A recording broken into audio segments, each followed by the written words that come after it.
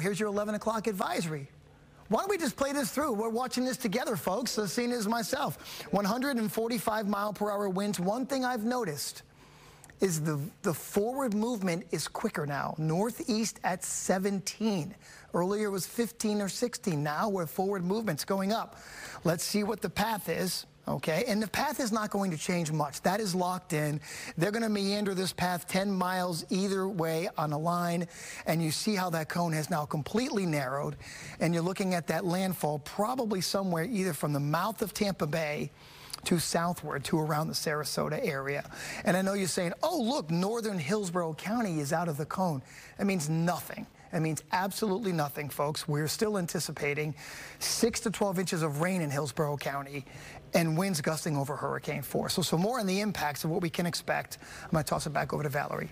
Yeah, and it's really important to remember with the storm, we are going to be feeling the impacts well outside of this cone. And really, the watches and warnings reflect that. We've got our hurricane warnings that extend across the East Coast, even some of those advisories up into parts of Georgia, as this is going to kind of expand its wind field as it continues to weaken on approach to us, which we saw on that track map. That has been the general thinking, is that as it continues to encounter these hostile upper winds, that's really going to impact the northern side of the storm, especially turn it a little lopsided. We get a little bit of that drier air feeding in, which you can certainly see on the south side of the storm. And don't have all of that really heavy convection wrapping around. Where we are going to see the heaviest rain is most certainly going to be along and to the north of where this storm comes on shore. So we've got all of that storm surge that's going to start to rush in as we get that onshore push of the wind flow as we get closer to that landfall. So that's really going to be later tonight into early tomorrow morning as we kind of eye in close on the time frame that we're talking about. It's still somewhere between midnight and 2 a.m. that it really looks like the center of the storm will cross onshore. But then from there, we have a long way to go as this kind of crosses right across the state. Then as it emerges off the East Coast, that's when their concerns will start to really ramp up for that onshore flow. Storm surge concerns there, and all of those strong winds are going to be felt well across the state of Florida. So as for our storm surge forecast, with that slight shift more to the south, as you kind of saw on the track map there, it's really right along to the mouth of Tampa Bay, down further south into around the Port Charlotte area, where we have that maximum storm surge forecast up to 15 feet, 8 to 12 here for Tampa Bay, and then we get kind of just south of Port Charlotte down into the Fort Myers area, where up to 12 feet of surge for those areas. But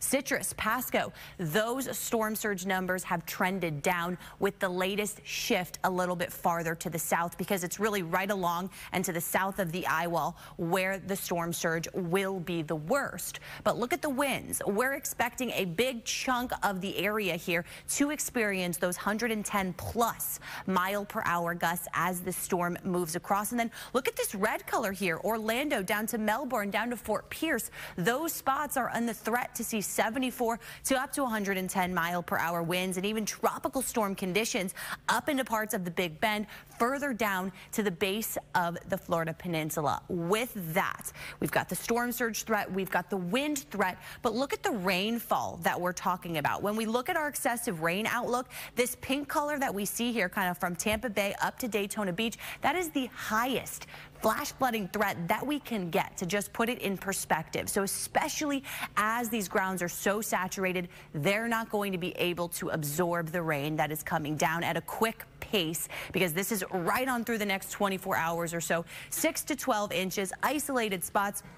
Going to get up to that 1.5 foot range as far as how much rain will come down, and it's really going to be on the north side of the storm. So as we get kind of further away from that, those rainfall totals kind of taper down to that 4 and 8 inch range. We already showed you some videos of some confirmed tornadoes well off to the East Coast, closer to Broward County, areas around Palm Beach. So this tornado watch includes a big chunk of the state, and as these rain bands continue to move through, that is going to be a concern That tornado watch runs through 9 o'clock tonight, and with these massive wedge tornadoes that we've already seen spin up, I think it's safe to say that this storm will be a pretty proficient tornado producer. As for our impacts, we keep going county by county, but it's important to continue to focus in on these specific areas. Gusts up to 100 miles per hour here for Hillsborough, Pinellas. Rainfall 8 to 12 for these areas. Then we slide north. Higher rainfall accumulations here on the north side of the storm, but lower storm surge numbers up to 7 feet on the high side.